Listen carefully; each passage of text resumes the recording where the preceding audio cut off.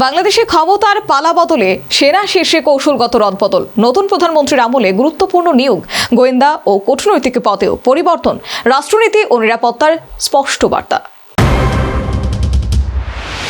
বাংলাদেশের রাজনৈতিক ক্ষমতার পালাবদলের পর সেনাবাহিনীর শীর্ষ কয়েকটি পদে গুরুত্বপূর্ণ রদবদলকে তাৎপর্যপূর্ণ হিসেবে দেখছেন বিশ্লেষকরা। প্রধানমন্ত্রী তারেক রহমান দায়িত্ব নেওয়ার পর প্রশাসন ও কৌশলগত কাঠামোয় পরিবর্তনের ধারাবাহিকতায় এই সিদ্ধান্ত এলো বলে মনে করা হচ্ছে। নতুন করে চিফ অফ জেনারেল স্টাফ হিসেবে নিয়োগ পেয়েছেন লেফটেন্যান্ট জেনারেল মাইনুর রহমান। প্রতিরক্ষা গোয়েন্দা মহাপরিদপ্তরের প্রধান হচ্ছেন কায়সার রশিদ চৌধুরী, যিনি পদোন্নতি পেয়ে মেজর জেনারেল হিসেবে দায়িত্ব নেবেন। গোয়েন্দা সংস্থার নেতৃত্বে এই পরিবর্তন জাতীয় নিরাপত্তা নীতিতে নতুন দিক নির্দেশনা আনতে পারে বলে ধারণা করা হচ্ছে।